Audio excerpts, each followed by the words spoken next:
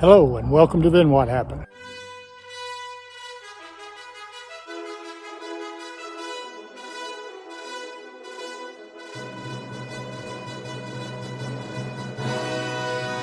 My father grew up during the Great Depression here in the United States. He grew up during a time when the economy had bottomed out and what had been the most affluent country in the world lost everything. Rich people lost their riches, and people who were already on the lower levels became in dire need.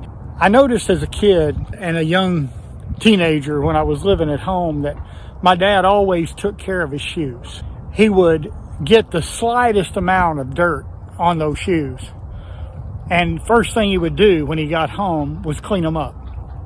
By his favorite chair, he had what he called my shoe box. And in that box, he had everything he needed to clean and polish his shoes. And he would sit down at the end of a day or when he had any time, and he would clean them, put polish on, brush them, do all sorts of things to them.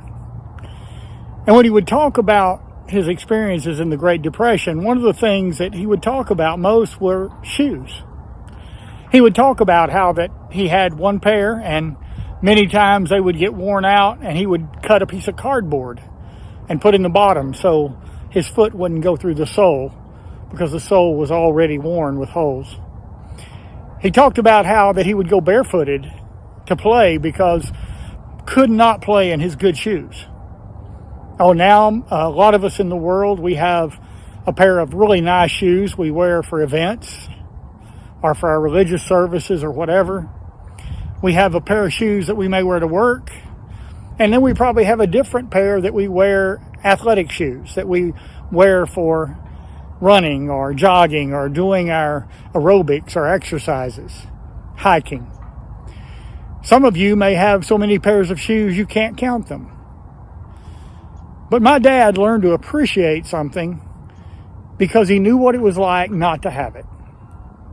Being grateful for what you have helps you to realize and appreciate what it means.